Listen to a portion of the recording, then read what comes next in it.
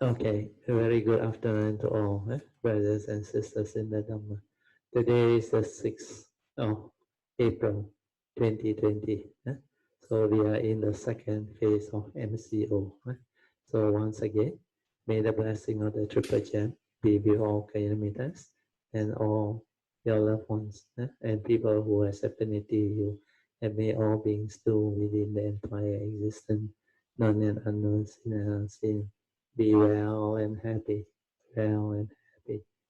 Then may the blessing of the Triple Gem bless our planet so that this COVID-19 can be slowly, amicably uh, toned down and get resolved so that our human race or humanity can gain back their good life, can go back to their usual normal economic activity so that the world will not go into a deep economic recession or economic disaster.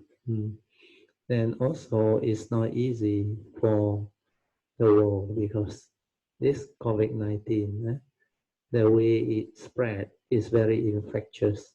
So many countries has already reached the limit of their medical capability. So they are facing a lot of problems. But the consciousness will move in such a way that finally it will hopefully get the whole thing resolved. But human being has to learn this lesson the hard way. Uh, so through this experience and understanding that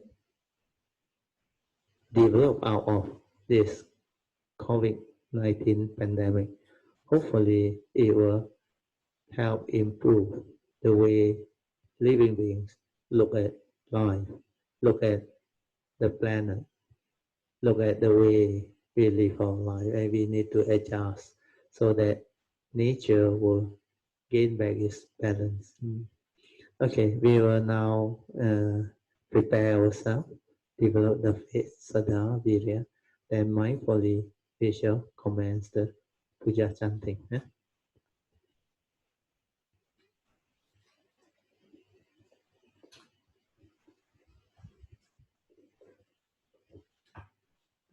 Arahang Sama Sambuddho Bhagava Buddhang Bhagavantang Abhivademi Swakato Bhagavata Dhammo Dhammang Namasami Supatipano Bhagavato Saukasangho Sanghang Namami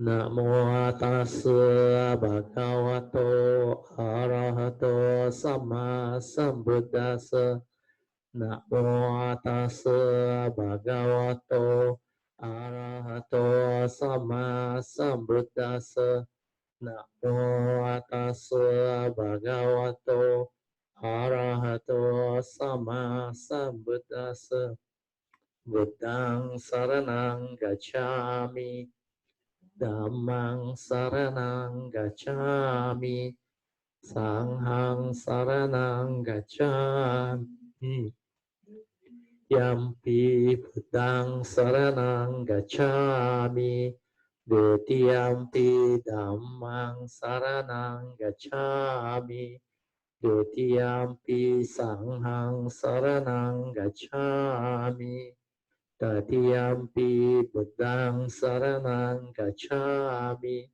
Tatiyampi Dhammang Saranang Gacchami Tatiyampi Sanghang Saranang Gacchami Panatipata Veramani Sikkhapadang Samadhiyami Adinadana Veramani Sikkhapadang Samadhiyami Kā mē su mī chā chā rā Vē rā mā ni sikkhapadang samadhiyāmi Musāvādā vē rā mā ni sikkhapadang samadhiyāmi Surameraya Majapamadatana Veramani Sikkhapadang Samadhiyami Sadhu,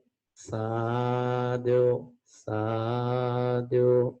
Now we will pay respect to all the great beings of the Mahayana tradition.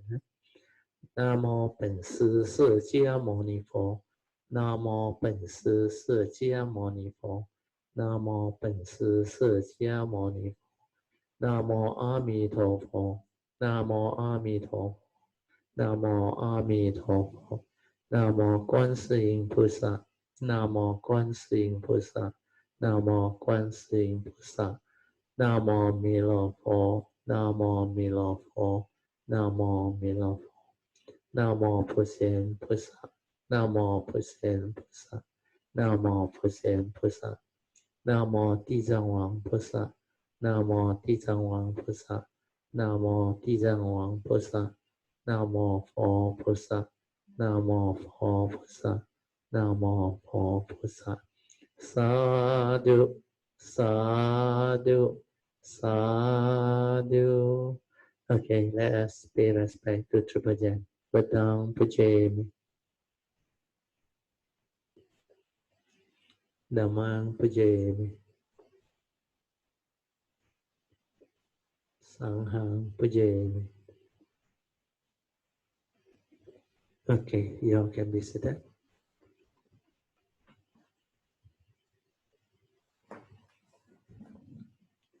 Okay.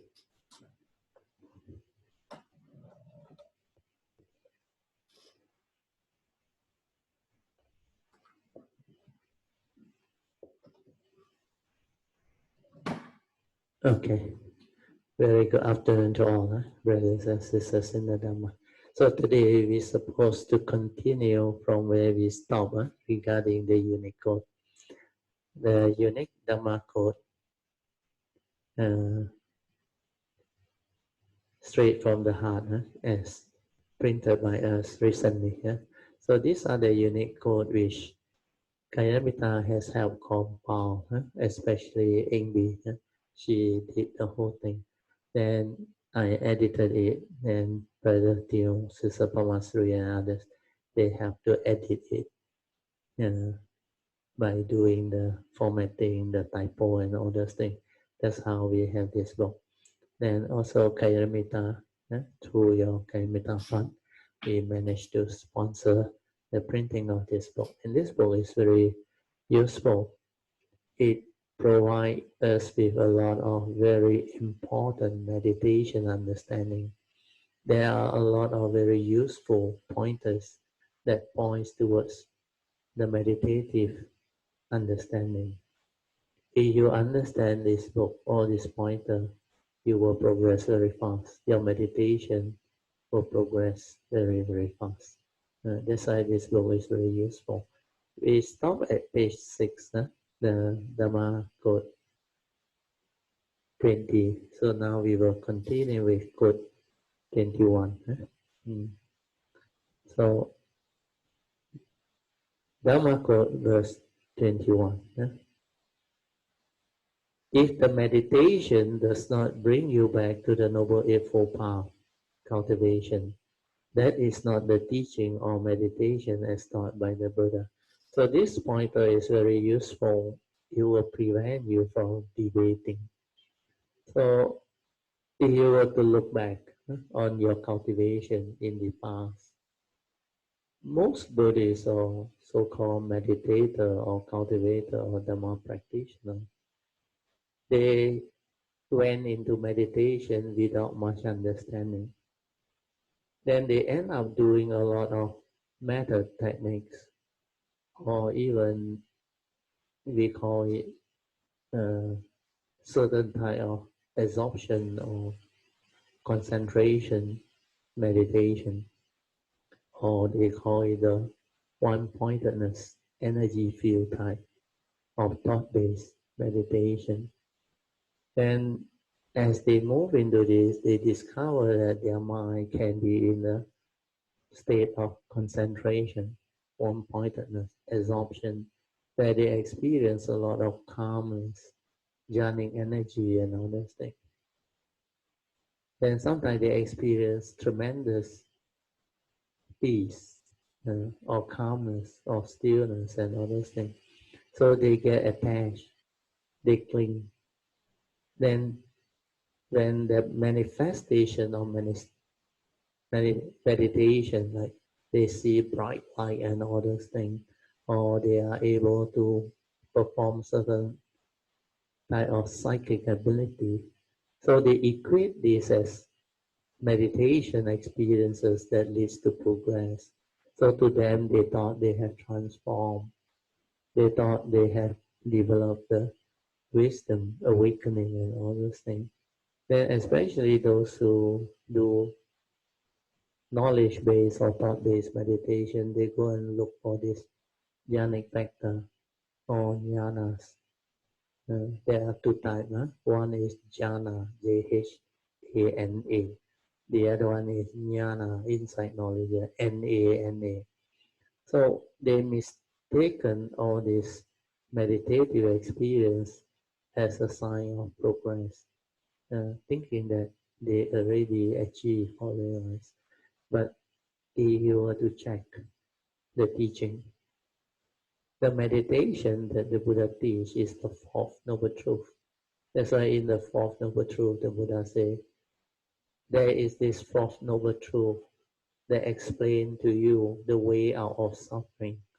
So the Buddha proclaimed, if you were to cultivate this noble eightfold path, it will lead to the end of all suffering, cessation of all suffering, means enlightenment in the here and now.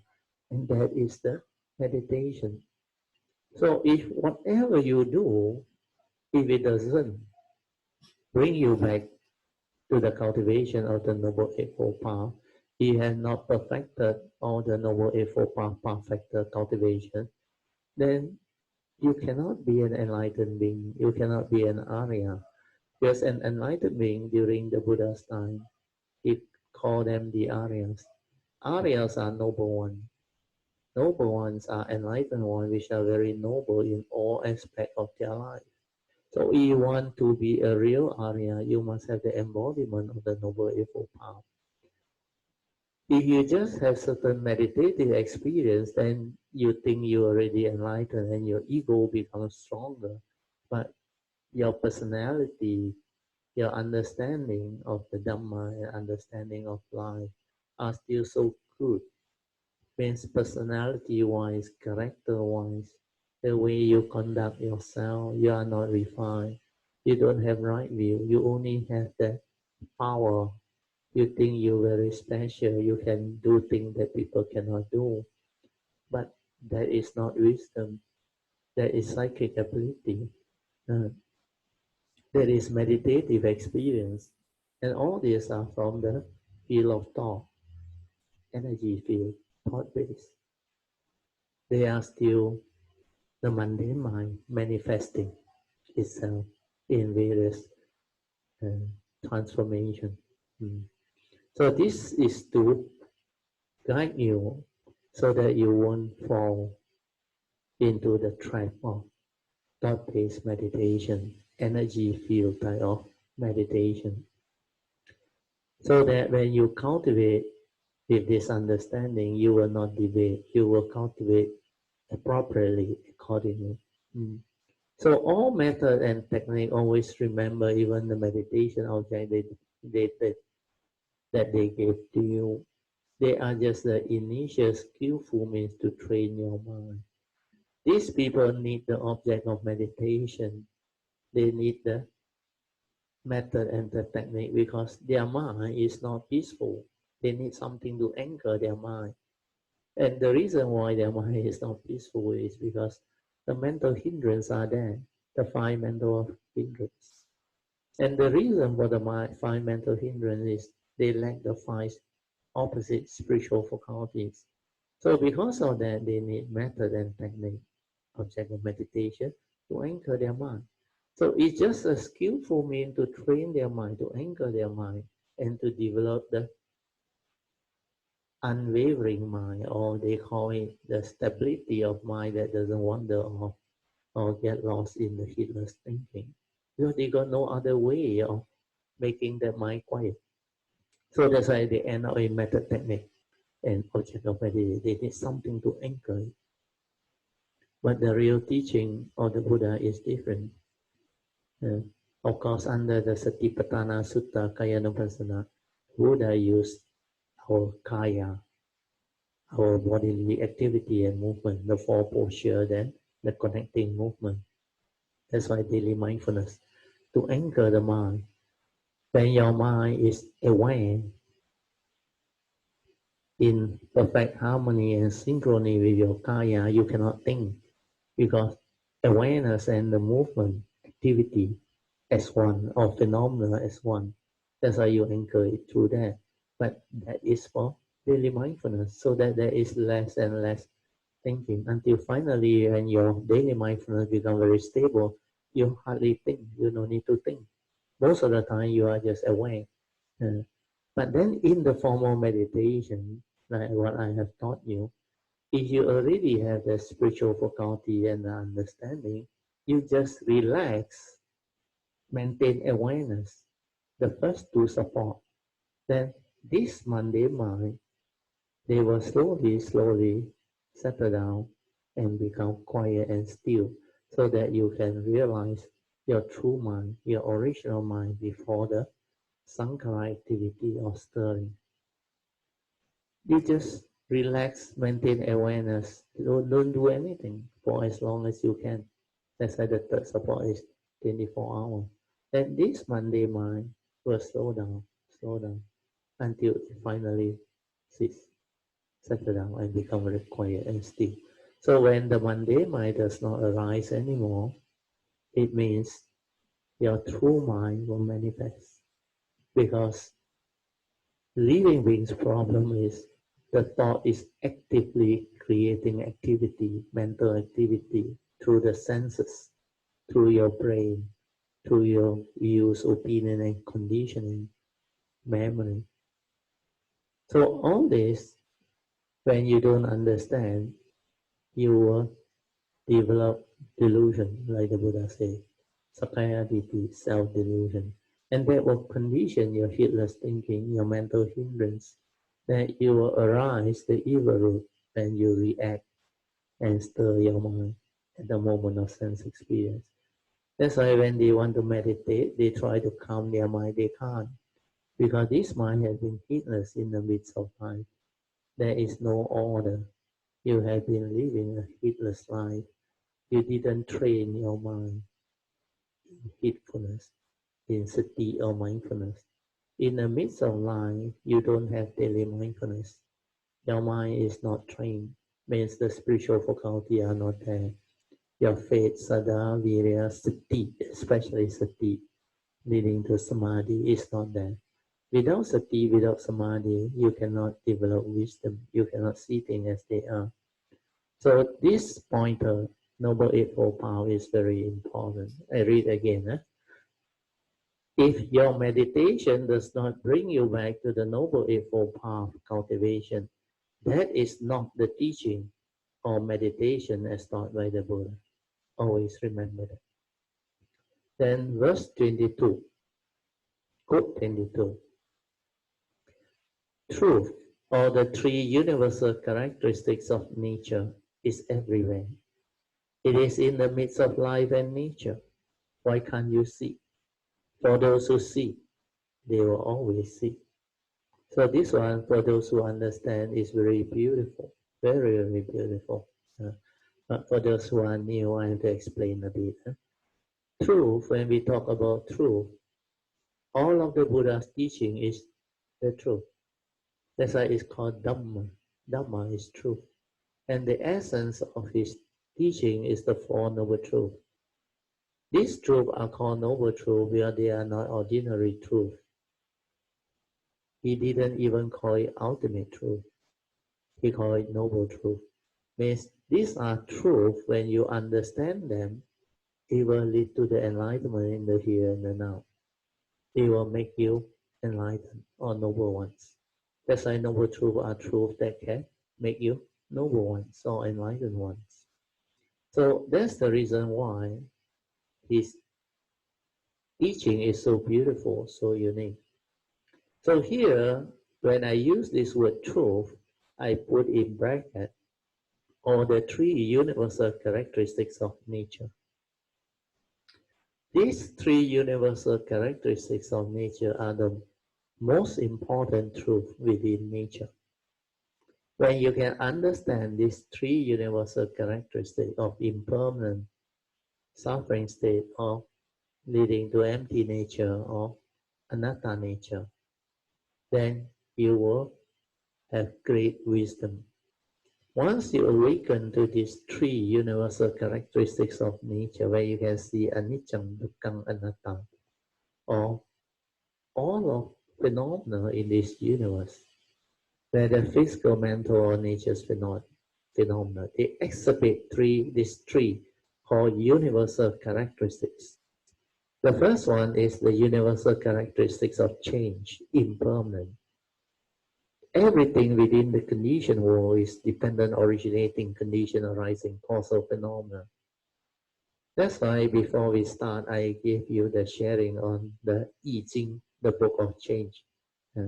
That book of change, the teaching also is very beautiful, but it's the application aspect of Dharma.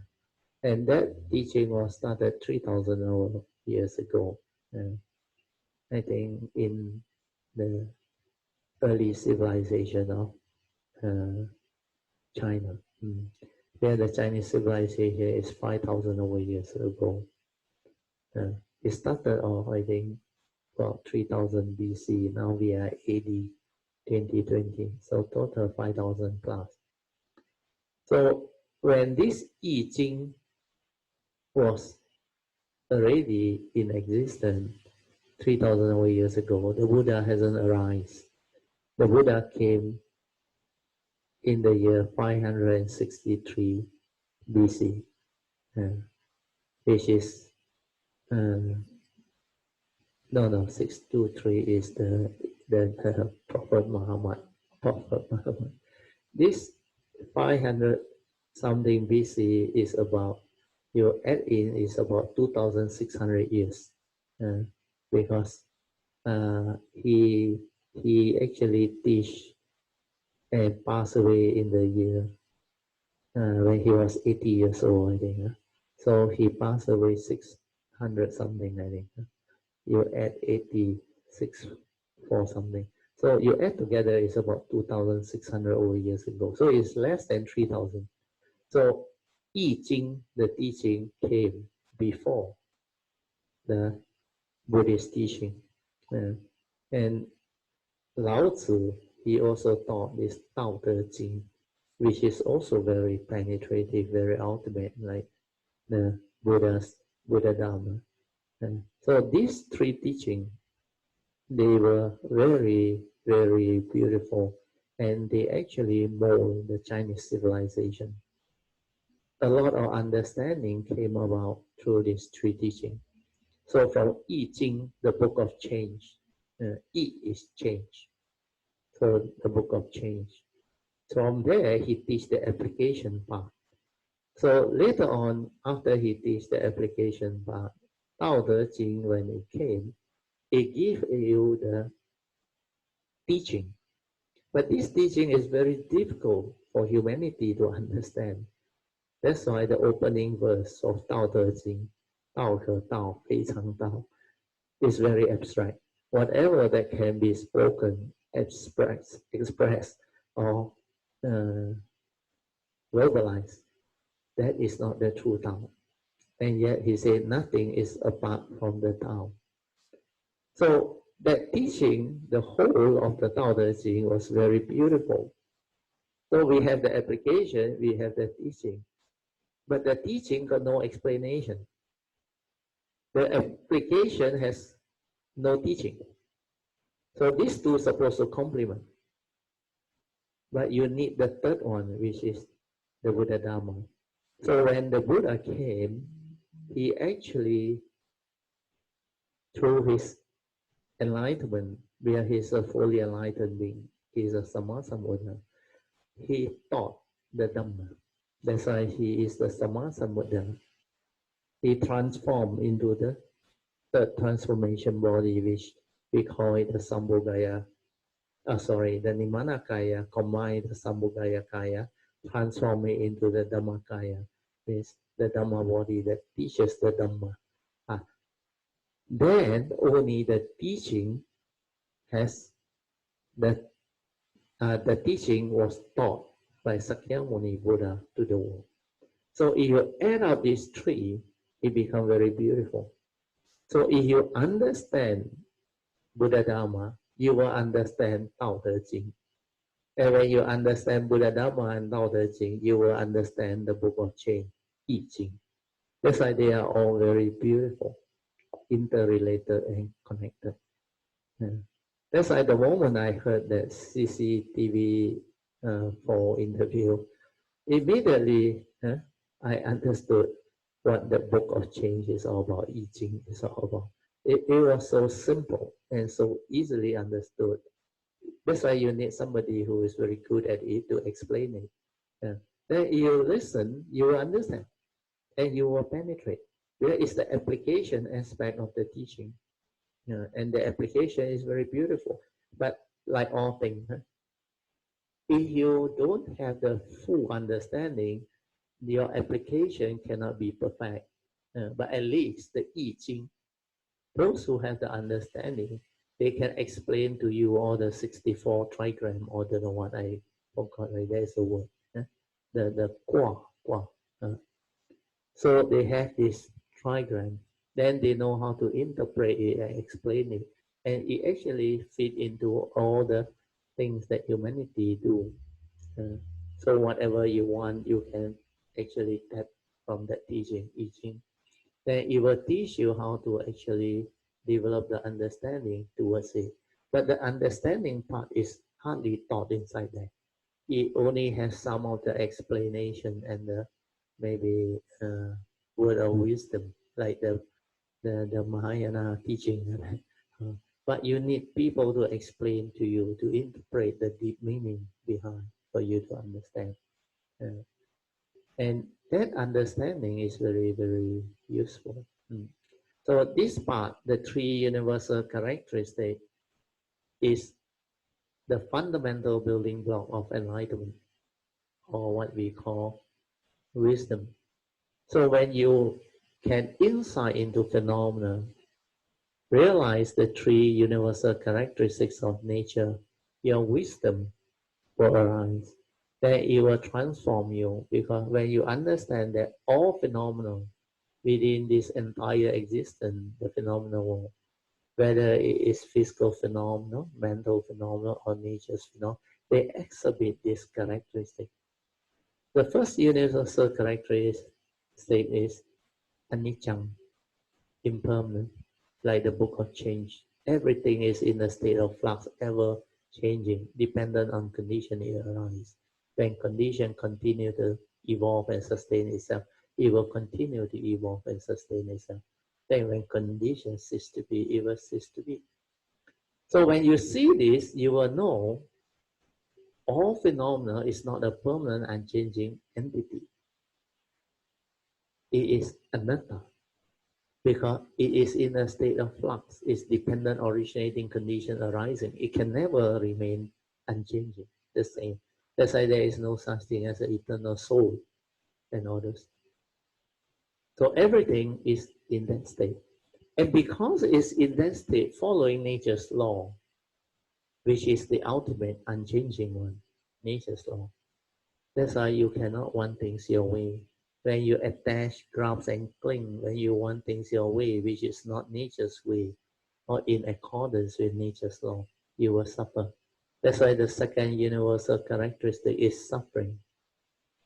When you deludedly attach, cling, and hold on to phenomena, believing that this can be owned, can be possessed, that you are eternal, that this form and mind is you.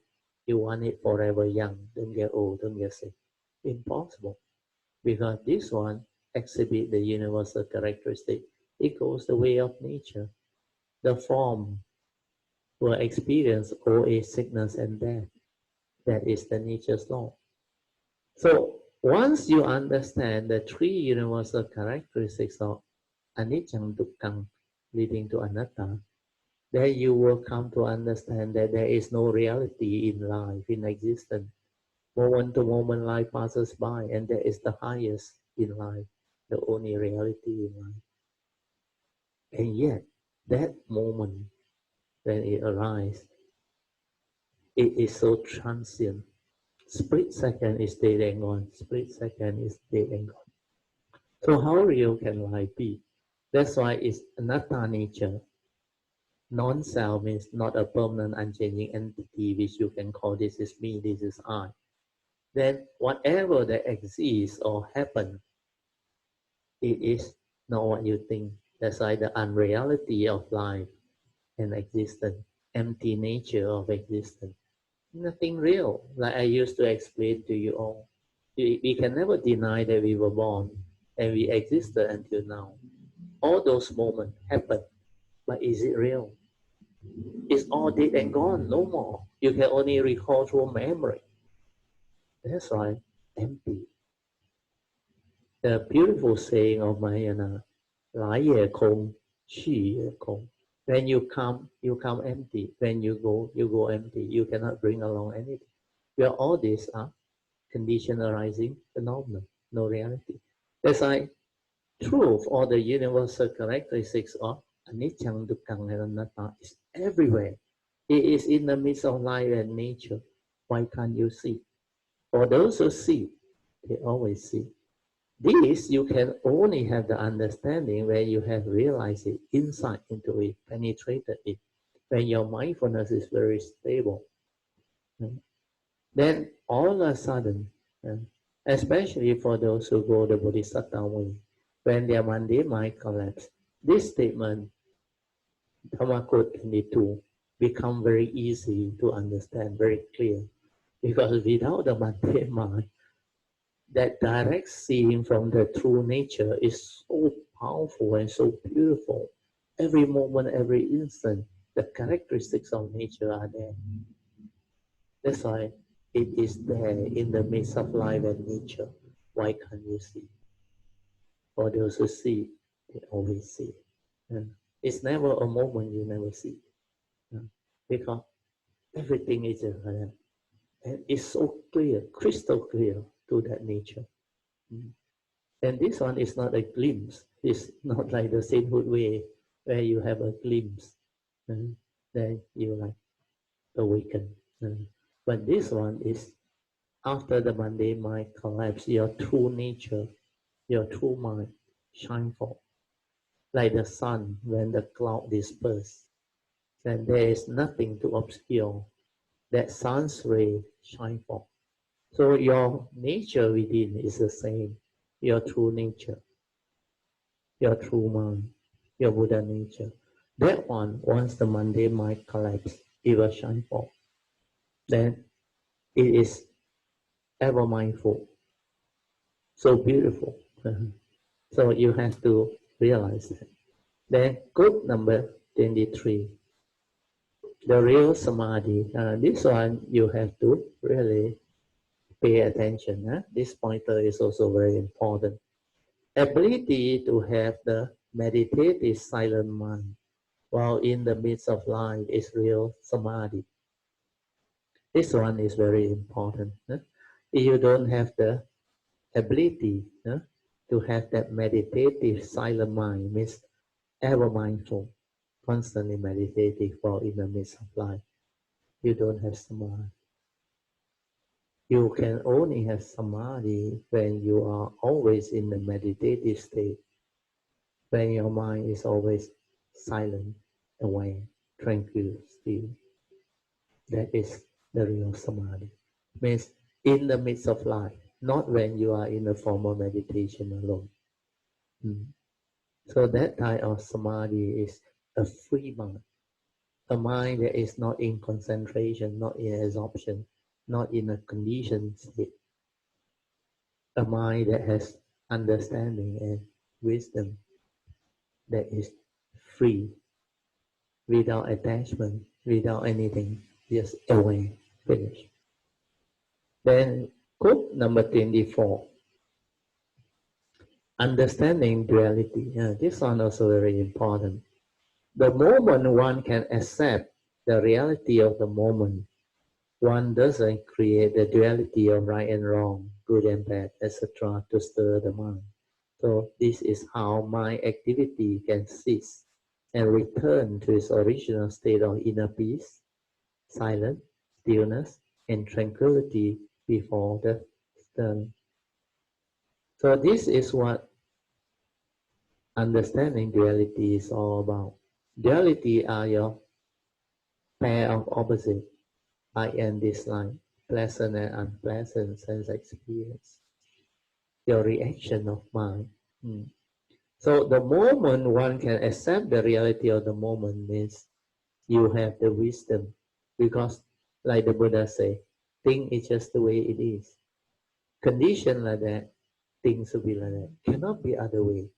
Like COVID-19, condition already set, the evolution of consciousness already set. It will unfold. No matter what you do, that movement, that condition arising, activity or movement is already set in motion. If you want to change it, you introduce new condition to curb it. That's why they come out with all this understanding. Stay at home. Don't move.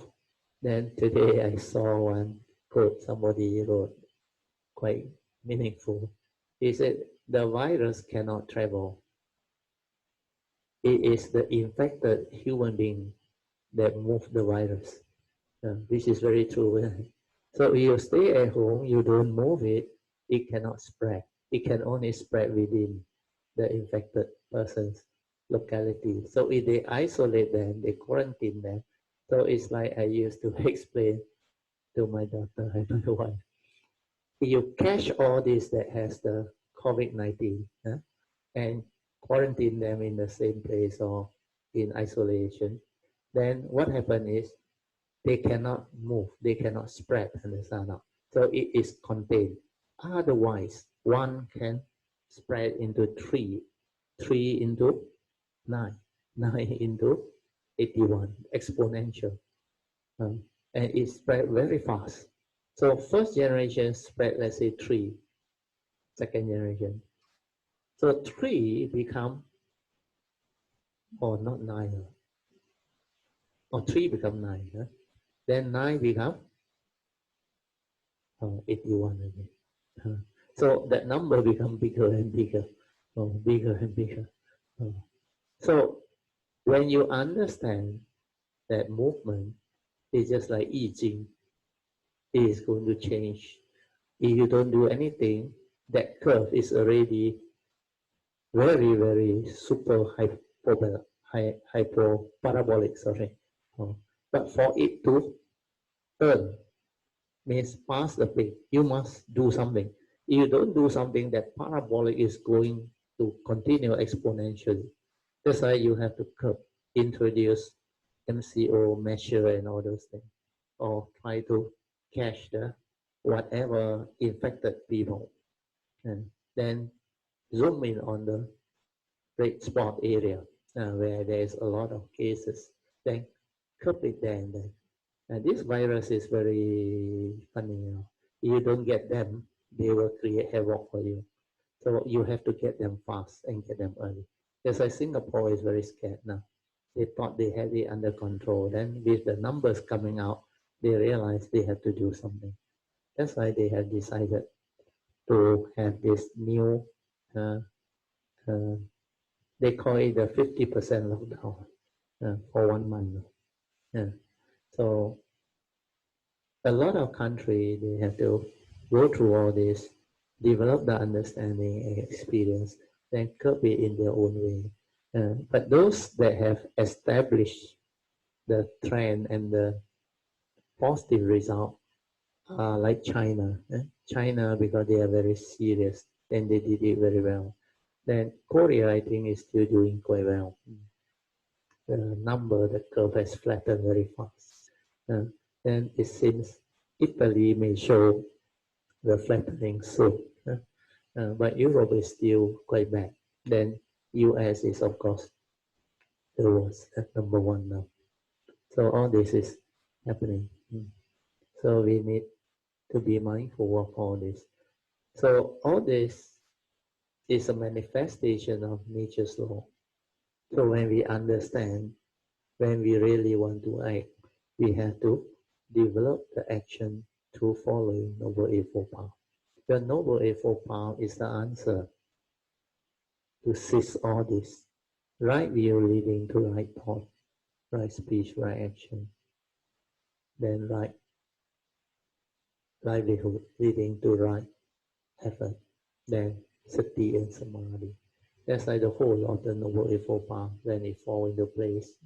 As Dharma practitioner, we can play our role, because if we are a genuine cultivator, we can contribute in our own little way.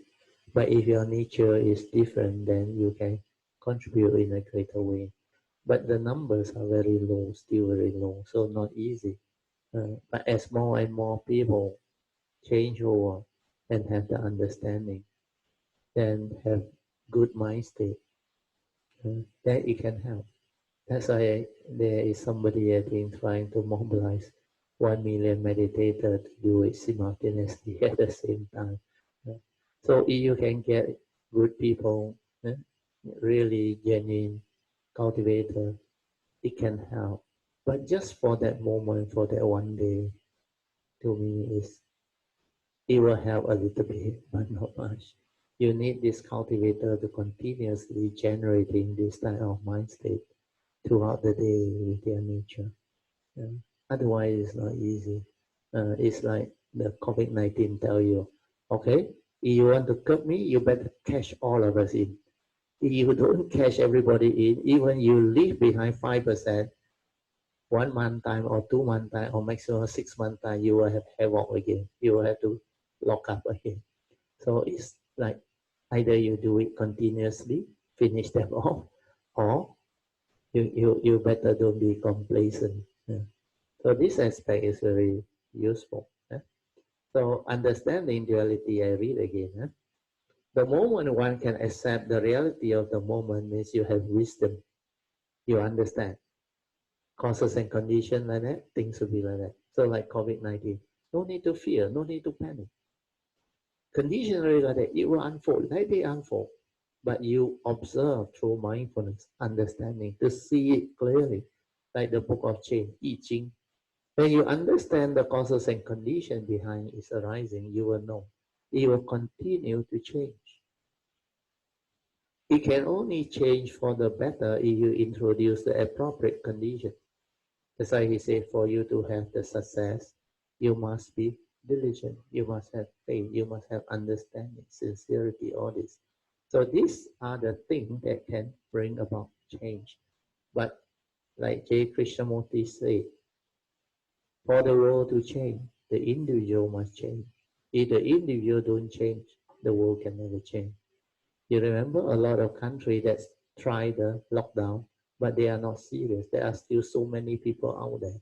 That's why that type of change cannot help, because there is not serious change. The individual are not changing. That's why you must reach a condition where the individual really see the danger, understand the danger, then they also start to change their action. And then something will happen for the better. Otherwise, your belief won't help you when it comes to real reality of life and existence. Belief will not help you. What you need is wisdom, understanding. When you have wisdom, you can do something. When you don't have wisdom, you can pray as hard as you can. It is not going to materialize. So all this need understanding. So the moment you can accept the reality of the moment means you have wisdom. Then one doesn't create duality anymore. means you don't create more negativity of mind state, like right and wrong, good and bad, to stir the mind, to argue, to point finger. All this will not help you, or to develop the mind state of negativity of mind state. Like you start to panic, you start to worry, uh, then you start to become irrational, then you start to behave in a very wow and funny manner. So do not do that. If you do that, you will contribute more towards the negativity of consciousness. So the summation of all the individual consciousness of all the beings on this planet becomes the planetary consciousness. So if the individual does not change, the planetary consciousness cannot change. Then it cannot turn around. And, but it needs very severe lesson and uh, tough exposure of all these human weaknesses and all those things. Then only more and more people will take it more seriously. And when they decide to change, then there is a shift. And then only you can see the flattening of the curve. And like the people in China, now they are very happy with what they have gone through. Initially, there were a lot of complaint too. And people start to question why this, why that. Uh, but this is a sacrifice that you have to give. Otherwise, the damage is even worse. And the pandemic can create havoc actually. It's either you sacrifice, nip it at the bud, like China did it for 50 days, 1.5 months. Then now they slowly, cautiously opening up. And they came back their economic activity, they came back their sovereignty, they came back their nations, what they call safety and all those things. So the other country should learn from country that has successfully overcome it and deal with it. So all these are the teaching that the Buddha Dharma has, the Book of Change has, Tao Te Ching also has. So if you know how to apply them, you will be able to contribute towards world peace. Then after that, this is how my activity can cease and return to its original state. But when you don't stir and react, there is no movement of sankhara. That's why there are more moments of peace, awareness, space between thought. That's how the mind can settle down and return to its original state of inner peace, inner mindfulness, inner awareness, stillness and tranquility before the stirring. Okay, then we go to the next quote. The next quote is quote 25. Dharma quote 25. Right view. This is also a very important pointer. Right view is samadhi, the first path factor of our Noble Eightfold Path. So when one can accept people for what they are and the world as the world, then there is right view, there is wisdom, because things are just the way they are, following nature's law.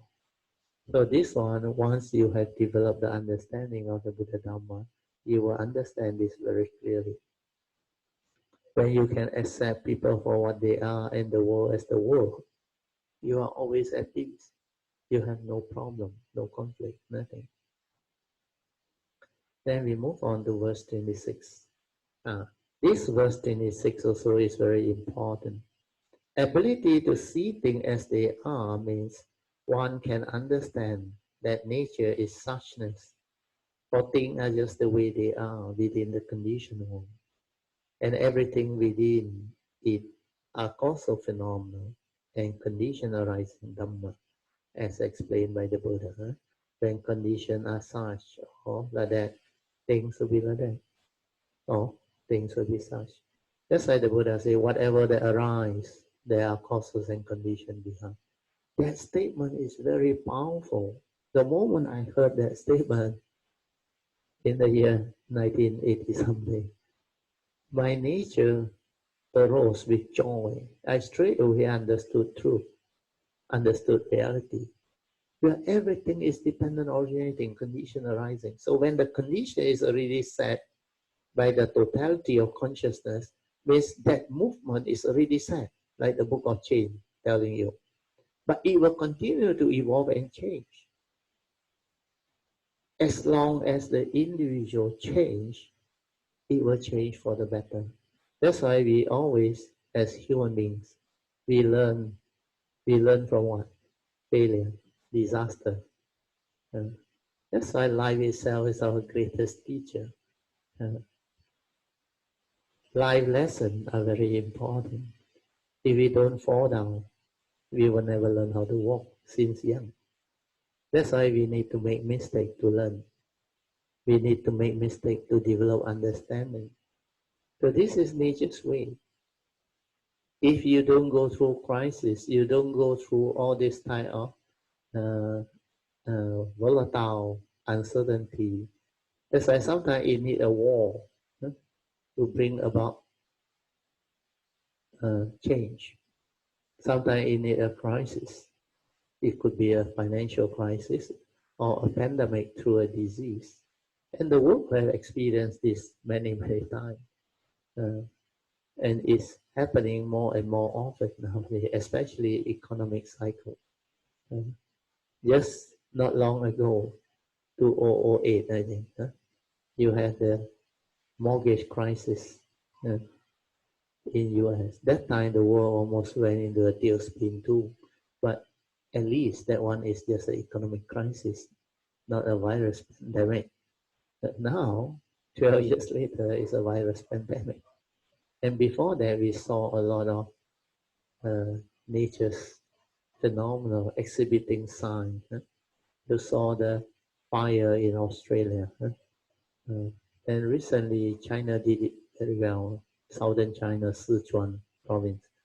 19 firemen sacrificed and died, but they got the fire under control. It was as bad as what happened in Australia, but they managed to do it because their firefighters are very dedicated. The government is very serious about it. That's why within 1 week they got the whole thing under control. Mm. And now Qingmingjie, that day I think 5th of April, I think, they celebrate and 4th of April, sorry, they celebrate and they actually thank all those people, yeah, who were the frontliner that sacrificed their life to save the country, to save the people. Uh, that's why they give honor to these people. Even the fire uh, brigade members who sacrifice and die, even one police officer. And for the Hunan, Hubei, and Wuhan, I think a lot of doctors, nurses, medical frontline people, and those who help out, many of them died. They sacrificed for the nation, and they were all honored. Their name were all read out, and 3 minutes of silence to honor. So that's what the government should do. And they came out with the money to pay for all the whatever charges and costs, for the test, for the hospitality and all those things. So this is what lessons from life can be useful. That's why if you are a cultivator, you also learn from life. You also learn from what happened in life. So all these are part of Dharma, yeah, part of the teaching of the book of change, I Ching. I Ching is application survival, to preempt. When you are in that state, you must be uh, ready to see the next move, because that change will tell you, from here it will become another one. Like that description there, I don't know the Mandarin word, but I know the meaning. He said when the moon is full, after that it will no longer be full. So we know, as our moon go around our planet, rotate around our planet with the sun. That's why you have the lunar calendar. Then you can see the new moon and the full moon. So after the full moon, it slowly degenerates until the new moon. Then it starts again. So that is the cycle of nature. Yeah. So the moon analogy is very good. When you have reached the full moon, you must be ready for the new moon, or the moon that is not full. Then slowly it degenerates until the new moon. And then it starts again, it builds up until the new moon. So all this is what nature's sign is all about. You have to learn. Then the water example is when it's full, it will overflow. So you cannot develop the understanding to maintain all this unless you have the wisdom. Without wisdom, you can't. The book of change, Yi Jing, he will already explain to you how this change keep on moving. That's why we have economic cycle. Human being never learn. Boom and bust always happen. But if collectively they learn, then this thing will not happen. Then the cycle for a good time can be longer. But the problem is every time there is a bull market, people become euphoric. Then they forgot their original uh, uh, intent, and I will say they look for easy way out. That's how the evil root come in, the delusion set in, and that's how it leads to crisis. So when more and more the individual consciousness has grief, then later on it will reach a critical stage where the collapse will happen. Then when the collapse happens, fear, panic, phobia take over. That's how it will become very, very, very, very severe. So this is what economic cycle, pandemic, and nature's,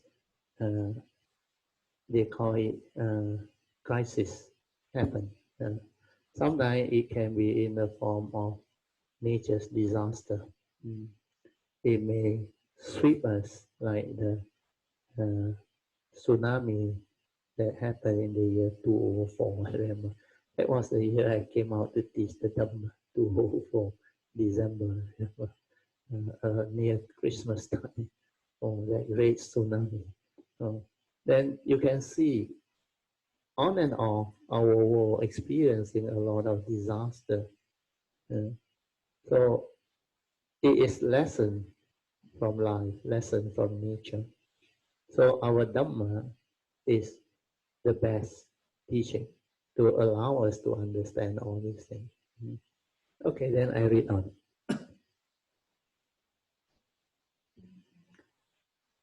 27 quote. Only mindful observation without clinging or rejecting can bring about understanding or wisdom, born of the direct seeing via the silent mind. So this sentence, you have to be mindful. You have to understand it clearly. Only mindful observation without clinging or rejecting means you just observe mindfully with a silent mind. Don't try to do anything. Don't try to know. Don't try to intervene or interfere. It's only through that silent awareness, mindfully observing, without stirring the mind, without clinging, attaching, or rejecting, then only you can develop the understanding and the wisdom. If you try to do something, the mundane mind come up. That stirring of the mind will not help you. That one is the mundane mind trying to intervene, trying to do things which is not in accordance with the Dhamma way. So meditation is about silent, mindful observation of the truth and the reality. Let it unfold. Then you will develop the understanding and the wisdom. How your form and mind stir, and why does it stir? Then you will trace the origination factor. How did it start? From the senses it come in. Then through your wrong view, you input the content of consciousness. Then that wrong view create the scarcity, the stirring of the mind, the evil roots. And that's how you become what you are. Your emotion, your fear, your worry, anxiety, your sorrow, your lamentation, your affliction, your suffering, all comes through ignorance, born of self-delusion. See it clearly, understand it, then awaken to it. Then, with that understanding, straighten your view, change the way you live your life, change the way you go about doing things. So this is how cultivation is to be developed. So only mindful observation without clinging or rejecting can bring about wisdom and understanding born of the direct seeing via the silent mind. Where one can observe in this way, it is genuine, free mind without any craving. A free mind in stillness which is just aware with understanding. Only such a mind can be free. No other mind can be free. Without wisdom, there is no free mind. Because when your mind is without wisdom, it will intervene. It will try to do things, want things your way, which is not nature's way. But when you have wisdom, you can accord and flow. Your condition like that, things will be like that. Then you act. There is clarity. There is no delusion. You don't have to do anything. Technically, you maintain that peacefulness, the awareness. You can accept the reality of the moment. Your condition like that, things will be like that unfold. That if you want to do something, want to contribute, and then you act with understanding, following Noble Eightfold Path. That's how you act. Acting according to memory is not acting at all. Acting according to understanding and wisdom is true action, following Noble Eightfold Path. Always remember that. Then verse 28, Dharma quote number 28. What is thought? Thought is respond to memory. Thought is limited. This one easy to understand, huh? But for those who are new, maybe I have to explain a bit. What is thought? You understand it? Thought is the fine aggregate of form and mind, the second aspect. At every moment of sense or consciousness, like the Buddha say, take for example seeing consciousness. The Buddha say, like the physics experiment, in the seeing, there's only the seeing consciousness, the pure consciousness, before the content of consciousness go in. Without wisdom, the content of consciousness will go in.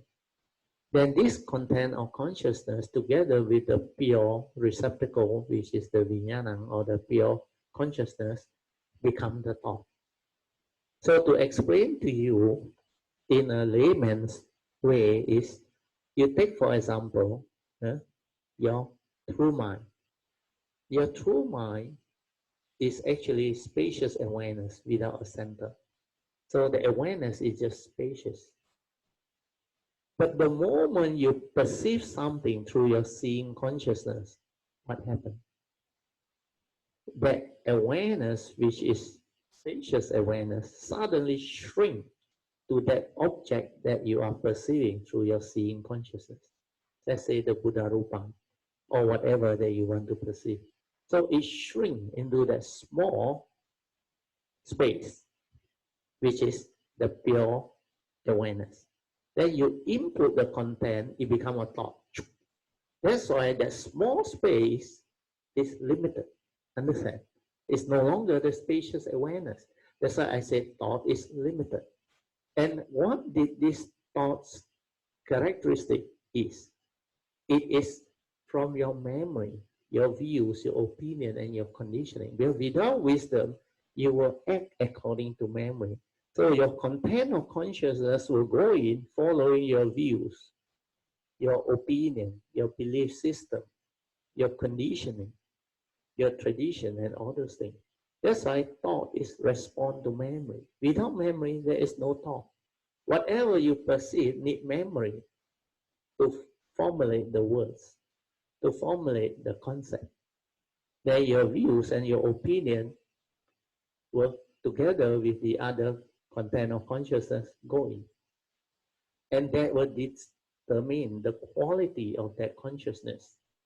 That's why under Abhidhamma, those who study, they will know whether that consciousness is moral or immoral, kusala or akusala.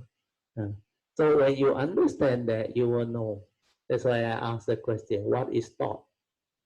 I want you to find out through your meditation. You can see it, how you create thought.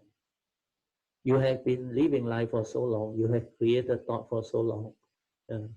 Hopefully by now, you will be able to silence your mind to see how you create thought. So thought is respond to memory. Without memory, there is no thought. That thought is limited because that awareness shrink and become that small space. That's why thought is always limited. It can never understand the totality. It is limited by the content of consciousness within that space. Then 29, quote 29. Thought pertains to the mundane mind, always remember that. And thought is dependent originating through the senses. Upon contact, it trigger off. The light bulb light off means you become conscious. Conscious of what you see, what you hear, what you smell, what you taste, what you tactile feel or think. So this is what thought is all about. So thought pertains to the mundane mind, and thought is dependent originating. Thought arises and passes away according to condition. Hence, it is impermanent, leads to suffering when you want things your way, which is not nature's way. See this in the meditation. Understand the craving, the clinging, the grasping, and when you cannot get what you want, the unhappy state, the mind state that is unhappy with the unpleasant feeling, the lack of peace, all this, see it. Then understand why it becomes like that. Where you wanting your way, which is not nature's way. Like the Buddha said, condition like that, things be like that, it cannot be otherwise. But you want things your way, which is not nature's way. Where you fail to introduce the appropriate condition, you have not developed the heedful living, the wisdom way of living life. That's why things will not go your way. So if you have developed the understanding of the Buddha Dharma and you know how to live life following the advice of the Buddha and the Noble Eightfold Path, then things will go your way. Things will unfold the way you have developed the understanding behind. Then verse 30, what is memory? This one is very useful. You have to listen. What is memory? Memory is accumulation of experiences, good and bad. One's conditionings, views and opinions, scars of memories, phobia, insecurity, tradition and belief system, etc. So this is what memory is all about. Of course, there are also some happy moments and other things, but these are all memory. And what is memory? Memory is of the past, no longer the reality. So acting according to memory is not acting at all because it is not with the wisdom to see things as they are at that moment, at that instant. Then you cannot understand what is going on. So from memory, you try to act based on past experiences. And this is no more a reality. And the worst is you don't understand what is memory. So if memory is full of your phobia, your insecurity, your belief system, these are all wrong thoughts, evil roots. Your views and opinions, scars of memory, all these are very negative. Your conditioning, you are conditioned to behave in such a heedless way, to perceive things with your views, opinion, and conditioning. So all this is what memory is all about. So when you act according to memory, what are you doing? You are acting according to your fear, your phobia, your insecurity, your scars of memory, your views and your opinion, which is not acting at all, because these are all negativity or mind state. Sometimes your own selfishness because of your wrong view, your psychiatry, self-delusion. You are acting from there. You lack wisdom. That's why acting according to memory is not acting at all. And memory keep on creating thought because thought is respond to memory. That's why when you accumulate a lot of this rubbish, which Krishnamurti calls psychological memory in your brain, you will end up seeing psychiatrists. You will end up having depression. Because the cocoon of wrong thought will keep on forming and make you miserable. Uh, it cocoon you. Oh, really, the word cocoon, I like it. Oh. And it's like a tape recorder, keep on repeating itself inside there. Because that memory keep on triggering off. Because you hold on to that type of fear, the unhappy moments, the hatred, the anger, the envy, the jealousy, and you think people cause you such suffering, so you hate them. All these are the evil roots. So your memory, you're supposed to use it like your thought for wholesome thing, for righteous thing, for virtuous thing. So what are the memory you're supposed to hold? Not the psychological memories that give rise to hurt, suffering, misery, wrong thought. You're supposed to hold good memories, virtuous memory, important scientific memory. Uh, like you must remember what your name is, who is your wife, who are your children, how you sign your checkbook, what is your house address, how to drive, how to learn things. And these are good memory for learning, mechanical memory, but not all the psychological fear, psychological hurt, all the psychological scars of memory, insecurity, misery, suffering. That type of memory you must not accumulate in your brain. It can stay in your brain, but don't attach, don't cling. Then you have no problem. Then like the computer, when you need it, only access it.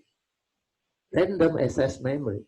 But if you let it stay there and every now and then go and think about it, thought is respond to memory. And that thought continuously cocoon you and repeat itself until you enter depression, become miserable, afflicted. So that is what memory is all about. And then move on to 31 is to free you from all this memory. Space between thought. Space between thought is wisdom energy. Always remember that. When you are silent, aware, without thought. Without thought means what? No fear, no worry, no anxiety, no sorrow, no negativity or mind state. You are at peace, tranquility, still, no emotion, nothing. That is what space is all about. That's why it is called wisdom energy. This is the true one. You can only have moments of silence, stillness, and space between thought when you have realized the wisdom, at least the initial wisdom. Yoniso manasikara. So when you have wisdom, your mind will not stir, isn't it? When your mind does not stir, means it does not create thinking. Like and dislike, pleasant and unpleasant. It doesn't get lost in that proliferation of thought. So this is how you meditate. Straighten your view, develop the initial wisdom. It will prompt you. Then you are at peace. When you are able to be at peace more and more, more and more, the stirring of mind less and less, less and less, means avijja paccaya sankhara is already weakened, accentuated. So when avijja is less due to your straightening of view, what happened to you? Sankhara will be less. That's why you will have less thinking, less sankhara activity, less emotion, and all those things. Okay, so hopefully with that, it can help you. Then we turn to the next page. Give me a minute, I need a drink.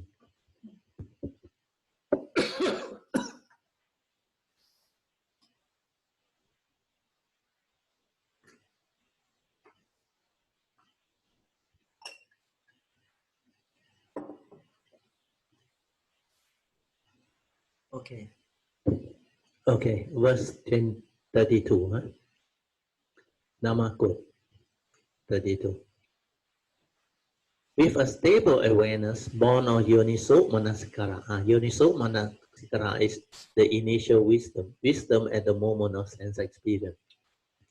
You can have more space between thought, leading to clarity, silence, stillness, and tranquility of mind. That's why the initial wisdom, Yoniso Manasikara, born of first and second turning wisdom, is very important. So you need a stable awareness, born of this initial wisdom, Yoniso Manasikara. Then only you can have more moment of peace, more space between thought, leading to clarity, silence, stillness, and tranquility. This is how the daily mindfulness pick up. If you don't have the initial wisdom, daily mindfulness can never pick up. The stability of sati sampajana cannot happen. That's why in the Avijja Sutta, the step 4 is Yoniso Manasikara first. Then only step 5, Sati Sampajana, come about. That is the meaning. Okay? And verse 33, or quote 33, yeah? Dhamma quote 33. Unique Dhamma quote 33. Awareness of negative thought. This is the most important. When you cultivate, you must have this ability. Otherwise, you cannot cultivate. You will never progress. Awareness of negativity of thought is most important. That's why the purpose of mindfulness is to see this. When you are not able to be aware and mindful of your negativity or mind state, you cannot act. You cannot abandon the unwholesome thought. You cannot prevent it from arising. So for right effort, impossible. Yeah. So I will read to you the quote. The moment you are aware of your negative thought and heedless thinking, the thinking momentum of this negative thought that condition your habitual thinking breaks. You remember the bell? The handle of the bell? I swing and rotate it for you to see. Science student will understand. When you swing, rotate, there is a momentum, understand or not? That move, that piece that is rotating. Okay? So when it is moving with its momentum, you don't need much strength in it. It moves by itself, but the momentum will move it in it. So your heedless thinking is like a momentum inside there. But the moment you are aware, what happened? That momentum stop. Stop means that pendulum that swing stop. So when it stop, to have the energy to start it to swing again is more, isn't it?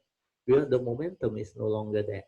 So that aspect of mindfulness is very important. The moment you are aware, it breaks that thinking, that momentum. So the moment it breaks, what happens? This is the reason why to overcome heedless thinking, you need to have a very stable mindfulness or awareness or sati to just maintain awareness to feel and relax. That is what the mind sweeping method is about. When you feel and relax, you break the momentum. That's how you decondition the heedless thinking for living life. That's why the mind sweeping method is very, very important. If you do this, you become very quiet and very calm, very fast, very, very fast. Those who have done it, they will know. So you have to develop the understanding through this. Then when this one is established, then you will become very quiet, very mindful, and the awareness stabilize. Then from there, you can see your mental intention, the negative thought, the evil roots, the mental hindrance, the essential Dharma. All this become possible. Before that, you can't. Then unique code number 34. When there is more space between thought, the conditioned mind can break free more easily. Thus, when you are constantly aware with wisdom, the heedless thinking cannot arise, and the phenomenal world of consciousness too will have no power over you, because your wisdom develop the understanding of the universal characteristic. Then you know they are all impermanent. When you grasp and cling, it leads to suffering because their impermanent is anatta, non-self, empty, no reality, not what you think. That's why the phenomenal world of consciousness has no power over you. It will like collapse in front of you. And then you are free. Your mind cannot be afflicted anymore, cannot be deceived. That's why wisdom is very important. It's only wisdom free. So space between thought is very important. That is what your true mind is all about. That is what sati is all about. Then when you have space between thought, the conditioned mind can break free more easily. That's why develop yoniso manasikara, wisdom at the moment of sense experience, the initial wisdom. When you don't stir, you will have more moment of peace, more moment of peace. When you continue to stir your mind means you lack wisdom, you have not straightened your view. That's why you cannot do it. Then the next code, unique code, number 35. Your true nature. This is very, very important. Without thought, there is only an awareness nature within. Understand that. Then contemplate, reflect. Then do it in the meditation to realize it. Without thought, there is only an awareness nature within. That is your essence of mind, your true nature, which is not a being.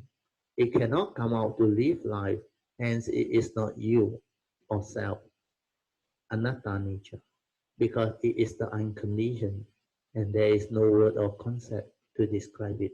So this one, for your benefit, I explain it, I describe it, but you have to see it in the meditation. You don't just read and memorize and take this knowledge thinking that you know. If you do that, you will never develop the wisdom. You will not progress because there is knowledge. To find out during the meditation is very easy. Relax, maintain awareness, and let the mundane mind settle down. Then realize this pure awareness, silent within. Stabilize it.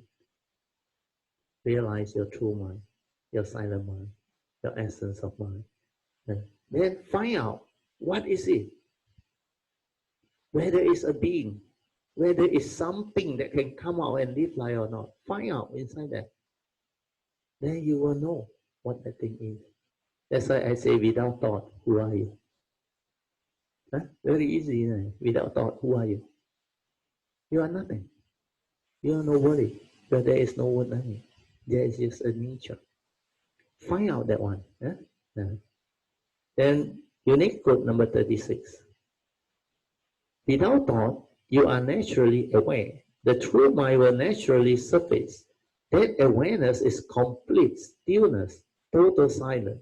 It is not a being, hence not you. All this will become very clear.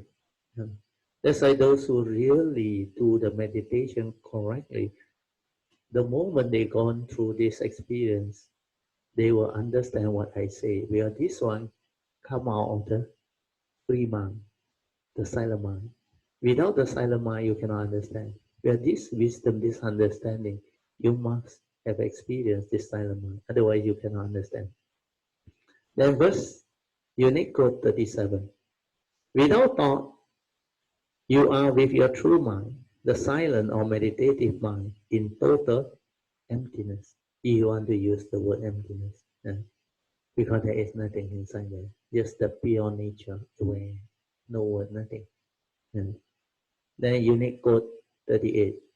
When you are just silent without thought, the true nature can insight into phenomena to awaken. This one will insight into the three universal characteristics of nature. What's the time now? Oh, almost 4:30. Okay, we end here. We end here. We end verse 38. Okay. Then we open up for maybe Q&A. Yeah. Okay. We will open up for Q&A. Anybody who wants to ask any question or maybe give feedback or share something, you can raise your hand or on your speaker and speak. Then we will praise you. Adeline.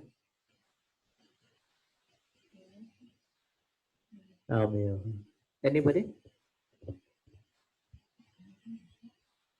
Yeah, anything to share? My daughter asked. Or you want us to unmute everybody first? Maybe unmute everybody first, then let them. Those who want to share something or ask questions, you can just speak. Then we will mute them. Okay, all of you unmuted. Unmuted. Yes. Who was it just now? Or background sound? Anybody? Oh, Brother Teoh, singing here. Singing. Yes. You have anything to add, share, or question? Or maybe just to share. Good. You share. So the other day after I talked to you, Yes. then I sit down, I meditate, like you say. And then actually very interesting. You can see the negative thought. Sadhu. Very good. You can see it, and then you learn to accept it. Yeah. And then what I did very weird. I don't normally do this. I say, okay, you are welcome to come back inside. You must behave yourself. Yeah. That is very good. Sadhu. I had nightmare for 2 days. 2 days because I was trying to teach it how to behave, not to be a nonsense brat. Yeah, that one is the thought. It won't help you. But when you are silent and you go in, then different. It's completely different. So then after that, 2 days later, I actually had nightmares for 2 days, mostly telling it to behave or convincing it to behave. Yeah, there is a memory inside there. And then after that, no more nightmare, and actually my mood improved. I saw my friend yesterday, and then she said, "You look so much happier." I was like, "Yes, thank you." That's why meditation will help you. Then continue with that development so that it will stabilize. So once it's stabilized, you become very different. Then you can maintain that stability over a period. Then when your initial wisdom stabilizes until the wisdom is very, very stable and very clear to you, then from then onward, you will never fall back. You will never fall back. I mean, for this life. So you continue need to meditate. develop. No, you need to develop it until the initial wisdom become very stable. Then your daily mindfulness become very stable. Then your mind state is always in this state of peace, inner calmness, and inner awareness. Then you will start to understand all this very clearly. So once you have that stability, chances is you can meditate very well. Then your direct seeing can come. Once your direct seeing awaken, you become different. It can transform you. So after that, you will understand many things. But from now onward, you need to develop the stability of mindfulness, the faith, the understanding, and continue with that meditative training. It will help you a lot. Okay, see. So for the information of the other Kayamita, singing is in Copenhagen now. She is in the other side of the world, Copenhagen. Because of the Zoom conference, she was able to join us. Sadhu to you. Yeah, singing. Yeah, sadhu. Anything else to add? No. Good. Okay. Then we go on to the next. Anybody else who wants to share anything or add anything or ask question? Anybody? You can just raise your hand or speak out. Then we will zoom into you.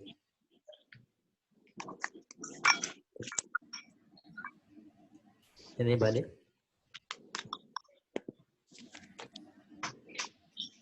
Nobody.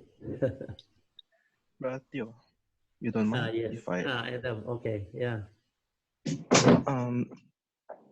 sorry, I'm referring to the 21st November this talk by you. I still writing, but I have a question. Is regarding not trying to 21st of suppress. November, Adam. Yeah, because I did it somewhere, but the word was lost. So now I tried to complete it. Oh, that was last year, Yeah, Oh, about okay. the Sri Krishnamurti talk, Yeah. where you said that we must use our our mind, sati and samadhi, to actually achieve a very stable mind, to able to observe to observe with a silent mind, so that we can how to say, how do we say it? Or like is there a way to observe anything without movement? So it's like when we observe all this, you said that we mustn't suppress our thought. You said that our thought must be, we mustn't have any thought, but at the same time we mustn't suppress our thought. So meaning that we cannot like tell our mind to don't think, but at the same time we cannot say like we just let it be. So the mind most likely will have a thought come out when we observe or we taste or we touch something. So all this is a very uh, tough question. So I felt that is just by this alone is very daunting, just to know that we must, to I tell you what, my advice is you finish off your short note, then you send it to me. When I correct it for you after the editing, then you will see where your mistake is. Otherwise, you can never learn. Because I realize you are trying to understand it through your thought, understand or not? Then rationalize it to behave like what the sharing is all about. You cannot. If you do that, you are using thought. When you tell your thought not to do this, who is telling your thought? It's your thought telling your thought. Understand? That's why don't do all these things. You still haven't had the understanding. The understanding is don't try to know. Silent. Go into it. That's why you cannot finish your transcript note or short note is because you try to know, you want to, like, with the understanding to your knowledge, you want to put it in the words. You can't, but you try your best based on whatever you can understand. You try your best, you send it to me, then I can edit it for you, then you will see the big difference. Yeah. Otherwise you can never learn, because it is not something so straightforward and so easy. Understand, Adam? Yeah, you are new, you are still very new, and you still have not developed the ability to meditate. To meditate is to be silent. You are hardly silent, you are very active, trying to know. Your thought is very active, and you try to develop the condition thinking, the conditioned mind. Brother Teoh say must be like that. Brother J. Krishnamurti say must be like that. Forget about all those things, because all those things you will never understand until you have developed that meditative state. Without that experience that you have developed and gone through, you can never have the understanding. So don't do that, okay? Uh, okay. so you do up your short note, finish it off, then whatever you can do, you just do, then you forward it to me. Otherwise, you will never finish. We are November, just now I heard November, I thought I heard you wrongly. So it's correct, huh? November means how many months ago? 5 months ago, 5 to 6 months, okay, 5 months. I think you hold the record for coming out with the outline short note for the longest time. But don't worry, don't worry. So at least with that, more people dare to try, because you take 5 months at least, longer than that. Most of them, I think the longest one was last time, one sister, 1 month, I think, 1 month. But luckily the sister remember. I also forgot already. Then suddenly I saw the email, the outline shall not change. But anyway, thanks for volunteering to do the online short note. Because it's very kind of you. So I thought you also forgot. Actually, you didn't forget. So you still remember. And it's like my daughter say, very good experience for you. Those who try to do it, they learn. They learn. But for your case, you try to create the knowledge of what you have read and heard. So that one is not the right way. The right way is to reflect, contemplate, silent, go in, find out. Then when you have the meditative experience, you will understand it differently. Then you can put them in words. Then it will improve your understanding. Okay? Thank you. Sadhu. Okay. Anybody else? Brother Teoh, Yes. Brother Teoh, this is Kanti, Kanti. yeah. Kanti, yeah. Sadhu, yeah. My greetings, best wishes to you, Yeah. Thank you. Sadhu. to your family as well. Yeah, Sadhu. Thank you. Thank you. Okay, I now know how to go from zero base, Assume and you then don't know anything. the keyword is to remember. Don't try to Try to know. know. I Sadhu always to a you. kepochi. I want to know. And Correct. then Yes. I have been conditioned to so much knowledge, and Correct. I use my knowledge in all Yes. my sitting. So now I cannot describe my meditation already. No need to describe. No need Silent. to describe. You will take more time until you understand. You will know how to express it using your own word. The other thing about starting from zero base is, remember this word, clean slate. Clean slate means you come in with a clean slate, like you don't know anything. You start again. Otherwise, what you have learned in the past, that conditioning will prevent you from understanding. Well, Yes. that wrong way of learning meditation has created the conditioning in you to resisting that are new, that you haven't heard before. Then you fail to hear those things because that knowledge condition you to look at things following the old way. Yeah, In precisely. fact, precisely. In fact, you should It learn from, actually conditioned me to look out for things to verify whether based on your this is old what my teacher conditioning. taught. Yeah. Based on your old conditioning means the way they have taught you, the thought-based meditation, the knowledge-based. In this Yes. particular aspect, I believe this may help you. You should learn from Dr. Jayanta. I remember last time he came to my Thursday class many months ago. After the first two sessions, he completely was like uh, confused, very confused. Then he came and see me after the class. He said, Brother Teoh, he said, after hearing from you, I start to understand that what I have learned last time is like completely opposite of what you teach. Then he like tell me, must I stop reading? Oh, you see? Because he realized he read too much. Then he also learned through reading and knowledge. I say, no, you can read, but read with understanding.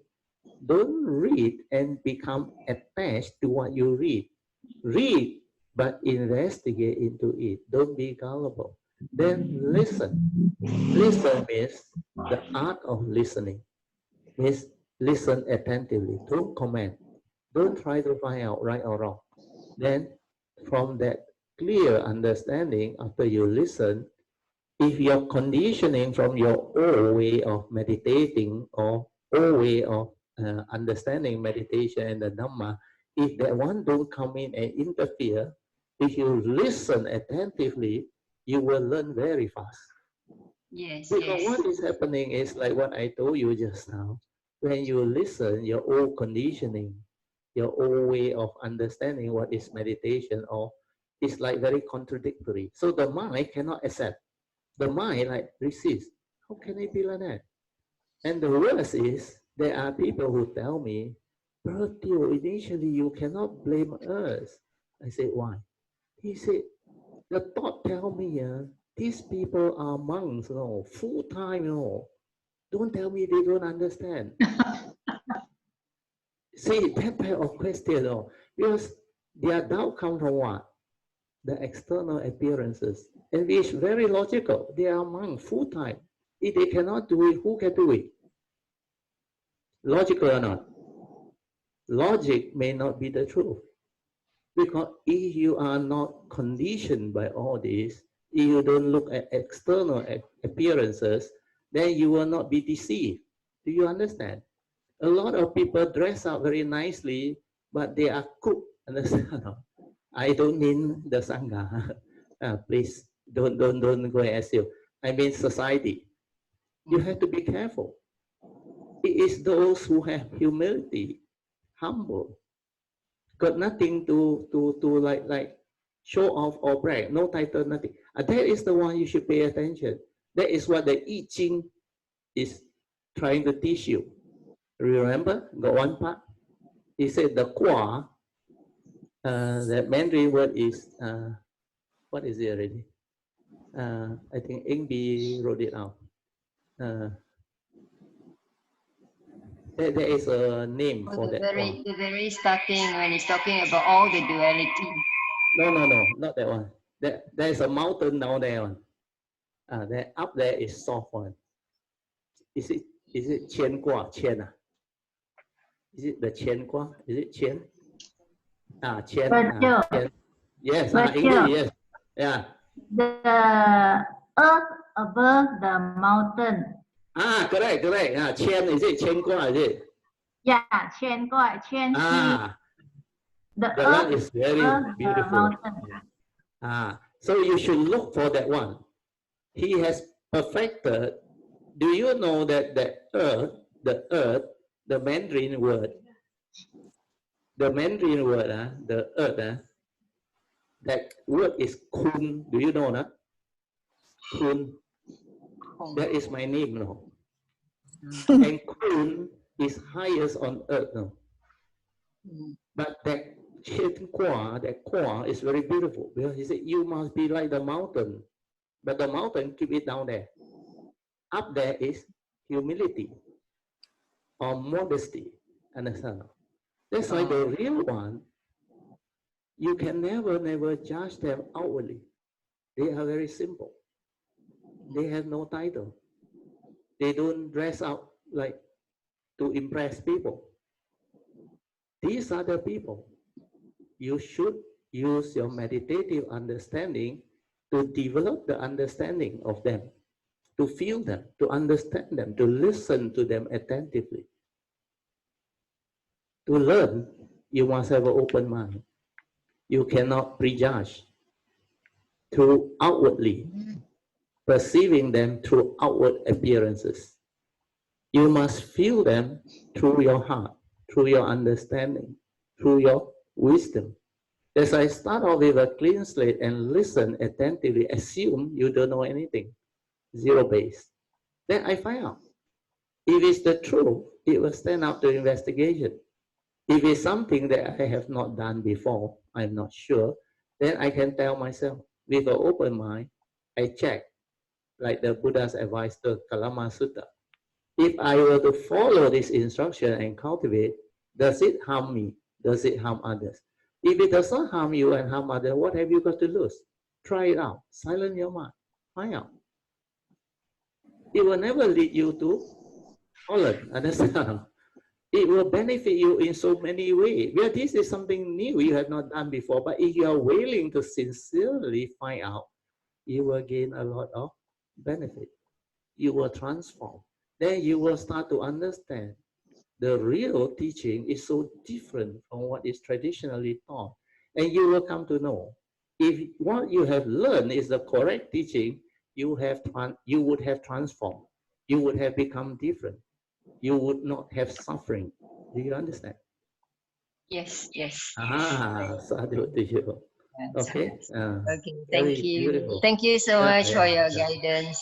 Well, we had a lot of sharing, but then after having the phone call with you, it further enhance my understanding. Yes, the phone call help you. Yes, But, because before the phone call in the WhatsApp, you keep on trying to explain to me. Huh?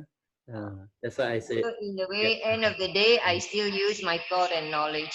But Yeah. finally, I understand it already.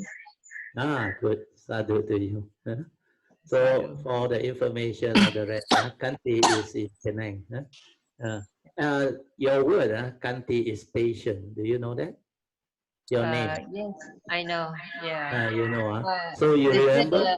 You endurance. remember? You remember? I say be patient. Remember? Yeah. When you Yes. cultivate, I answer you be patient. Actually, that is your name. That's why I think, how do you get your name? The person who give you your name is very good. He Uh, wants to tell you, you must develop more patience. when I was studying in Singapore, Oh, okay. I was studying in Nyan College. Oh, Then I was yeah. in the Buddhist Society. Oh, okay. Then I met the monk came and gave Dharma talk. Oh, okay. Then at the age of about 19, I tell him how I don't know, I'm having a lot of suffering in my life. Oh, okay. And then I tell him I cannot bear with this, I cannot bear with that. Then he gave me Oh, okay. No then from wonder he then give you this name. Be patient. It's also in the I Ching. Yeah. I think Engbi can remember which kwa. I forgot already. He said there's a water on top one. Then down there is something. He said if you want to have success, you must be patient. When the rain fall down, Engbi. Okay, Engbi. Engbi. Yeah, Bro Unmute Teoh. Engbi. Yes. Yeah, I just sent to the snapshot to my Kalyana Mita Yeah, I saw it. group chat. Yes, yeah. That is the Zhen Guo Fan is a great man, a high post, holding a high post man. Yes. After reading the Tao Te Ching, he was so humble and Correct. like So a that was the one. mountain, Yes. is an outstanding mountain, Yeah. and he is Correct. humbly and with humility go Underneath. unseen or under the earth. Yeah. Is considered very normal. He is Correct. willing Satu. to sort Show just now the one. the earth. Yeah. Thank you. Very good. Thank you so much, Amy. Dr. says like for us, we have to be patient to like young people when they just come out from their work. Hello. Yeah. We hear you. They want to be successful, so they cannot be successful straight away. So they have to wait for conditions, and at the same time must have 脚踏实地. Yeah, correct. 脚踏实地 one is my Mandarin that is one very is very poor one. No, that one is correct. Means you have to put in the effort to make sure you have the condition to achieve it. But he say the other one is there is water on top. Then down there, I forgot what it is already. There is a quart. So he say you must be patient to wait for the condition. Means when the condition is there, like this water, when they fall, means like the rain come, then your crop will grow. Then you will be successful. So there was one qua that speak of that. So that part is actually suitable for you, patient. That's why your name is Kanti. Then just now Ingbi actually share one is very good. The one, the E and the Sun. Sadhu, Brother Teoh. Sadhu. Yeah. So this I Ching, you can understand the application aspect is very good. Then with your Dhamma, you will know how to apply them very well. But this one, it actually, the I Ching, actually forewarn you of what is coming, what is next. But the book of change is telling you all the possibility of change. There is one, he talked about the water and the fire. Success means the water able to overcome the fire, that's why success. But when the fire becomes too strong, means after you gain the success, you become complacent, you become arrogant, you do a lot of funny things. And what happens is the water become so strong. Then the fire, which is too strong, will actually burn until the water up there dry. That's why it will lead to downfall. So that qua is also very good. So don't always think that water overcome fire, then you become successful.